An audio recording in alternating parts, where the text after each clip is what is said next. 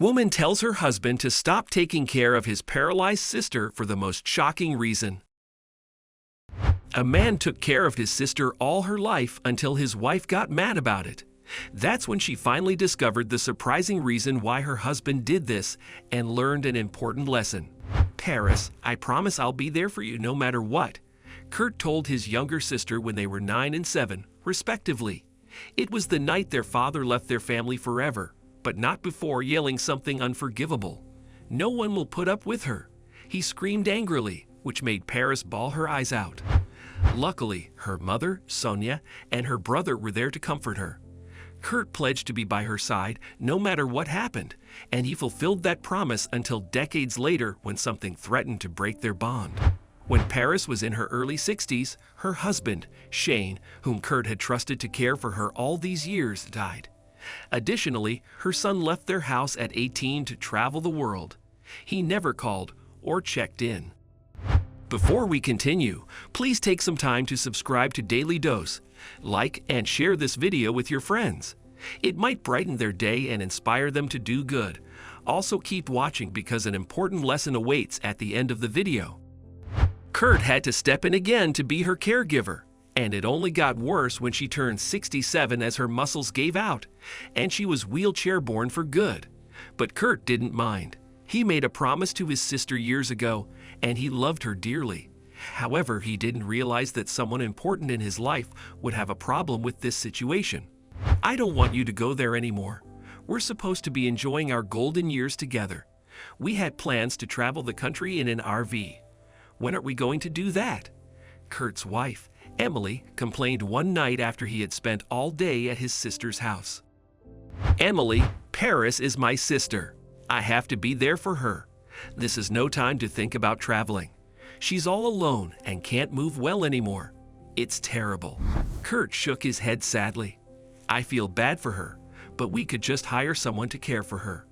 This is not your job, Emily added, gesturing with her arms. It is my job.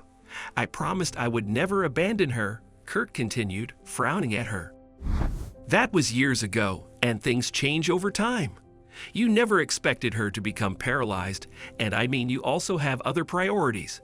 We could visit our grandchildren and have fun. You don't have to do this, she stated, her voice getting higher. It is my job. Kurt snapped loudly but lowered his voice immediately as he tried to serve himself a glass of water. I'm sorry.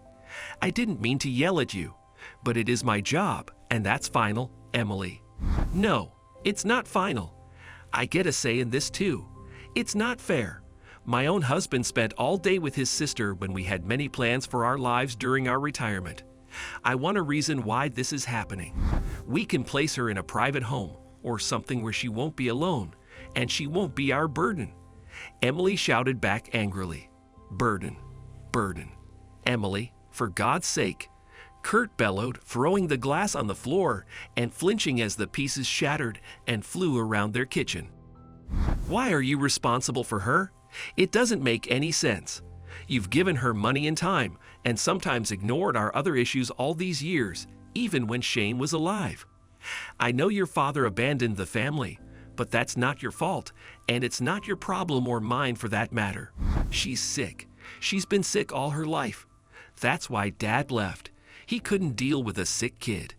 Emily, Paris has periodic paralysis, and we lived our entire lives watching out for her because something could go wrong at any time. Kurt revealed, screaming at his wife. The fact that she is alive and only barely lost her movement is a miracle. Emily's eyes were as wide as saucers, and she placed her hand on her mouth. I didn't know she was actually sick. I thought it was old age. You never told me, she muttered, distraught. Paris never wanted people to know. When people find out you're sick, it's like everything changes. She loved you for being her friend and the best sister-in-law, so we decided not to tell anyone else in the family. Even her own son didn't know much. But when he left, Kurt stopped and rubbed his forehead in frustration and added, it was like losing her father again. And when Shane died, it was even worse. Emily filled in the blanks slowly. So she believes she has lost everyone she's ever loved except you and your late mother because of her disease. Exactly. Kurt finally calmed down. You should have told me. I could have helped too, she added, unable to meet his eyes. Kurt approached her and wrapped her in his arms. I know you would have. I'm sorry I didn't say anything, but it was my promise after all. I didn't want you to feel obligated too, he said, kissing his wife's forehead. Emily sniffled gently and laid her head on his shoulder. I don't feel obligated. She's my sister-in-law and we're family. We have to stick together, she said with conviction. After that, Kurt and Emily stayed quiet for a long time and went to sleep. But the following day, Emily was out the door and ready to help Paris navigate her life. Eventually, they decided she should live with them, and they sold her house to keep up with her medical expenses. Paris tried to object, but Emily insisted.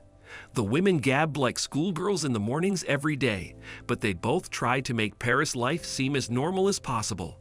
Kurt thanked his wife for being there too, and they never talked about that awful fight. The family had to come first. What can we learn from this story? Taking care of your family should be a priority. You are not responsible for everyone in your family, but if you love them, you should ensure they're all right.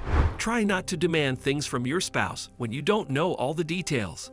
Emily tried to stop her husband from visiting his sister and learned that she couldn't judge the situation before knowing everything.